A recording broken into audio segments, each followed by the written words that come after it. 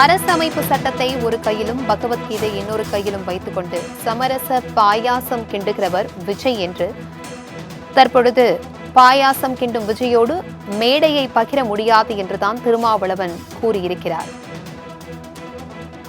விஜயோடு மேடையை பகிர முடியாது என்று விசிக தலைவர் தொல் திருமாவளவன் கூறியிருக்கிறார். இது குறித்தான கூடுதல் விவரங்களுடன் இணைகிறார் எம்முடைய சிறப்பு செய்தியாளர் ஜீவபாரதி.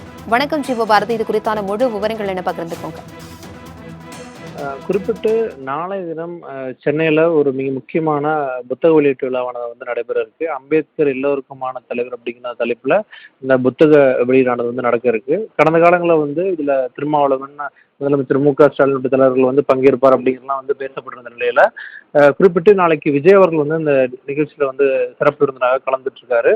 திருமாவர்கள் கலந்து கொள்ளாததுக்கான காரணம் திமுக கொடுத்திருக்கக்கூடிய நெருக்கடி அப்படின்ட்டு தொடர்ச்சியாக பேசப்பட்டு வரக்கூடிய நிலையில அதுக்கான ஒரு விளக்கமாக திரு வன்னியரசு அவர்கள் புரட்சியாளர்களை பொட்டலம் கட்ட முடியாது அப்படிங்கிற தலைப்புல ஒரு ட்விட் வெளியிட்டிருக்காரு. அதுல குறிப்பிட்டு அம்பேத்கர் குறித்த நூல் வெளியீட்டு விழாவுக்கு வரமாட்டேன் என்று திருமாவளவன் கூறவில்லை.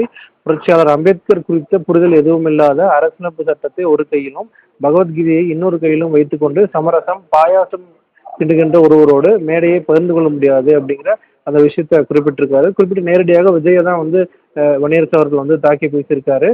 அதே போல நாங்கள் எந்த ஒரு இடங்கள்லயும் இந்த நிகழ்ச்சியில கலந்துக்க மாட்டோம் அப்படிங்கிற விஷயத்த சொல்லவே இல்லை. தேவையில்லாமல் கிளப்பிவிடப்படக்கூடிய ஒரு விஷயமாக இருக்கு அப்படிங்கிற அந்த விஷயத்த திரு வன்னியரசு அவர்கள் தன்னுடைய ட்விட்ல குறிப்பிட்டிருக்காரு.